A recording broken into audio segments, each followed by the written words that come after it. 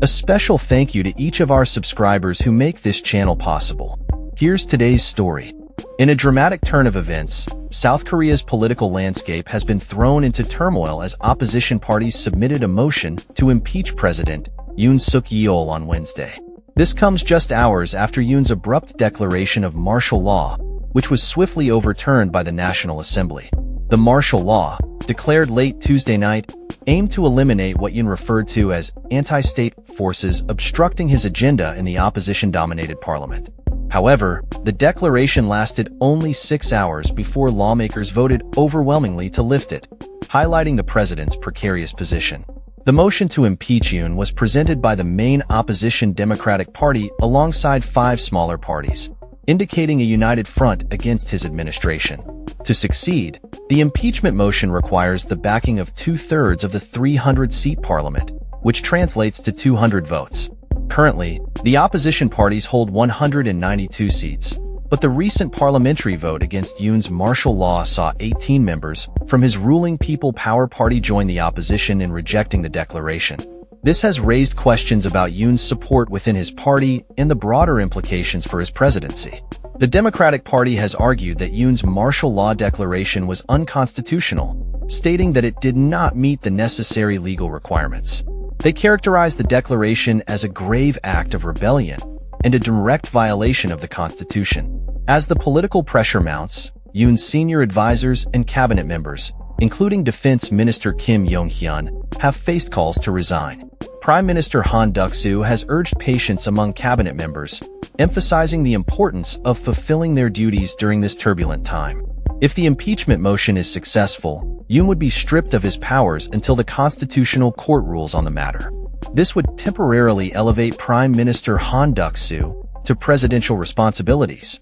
Complicating matters further, the Constitutional Court currently has only 6 justices, following the retirement of 3 members, which is one short of the minimum needed to adjudicate a presidential impeachment case. This situation has created urgency among lawmakers to expedite the appointment of new justices. The martial law declaration itself marked a significant departure from the democratic norms established in South Korea since the late 1980s, when the country transitioned away from military-backed governance. The sight of troops in full battle gear attempting to control protests outside the National Assembly was a stark reminder of South Korea's tumultuous past. Opposition leader Lee Jae-myung's live-streamed efforts to enter the parliamentary hall underscored the chaotic atmosphere, as police and military personnel attempted to block lawmakers from voting against the martial law. Fortunately, no major violence was reported during the protests, although the military's presence raised alarms among citizens. National Assembly Speaker Woo Won-shik remarked on the maturity of the military in handling the situation, contrasting it with past military coups in South Korea. The political crisis has drawn international attention, with the White House expressing serious concern over the events unfolding in Seoul.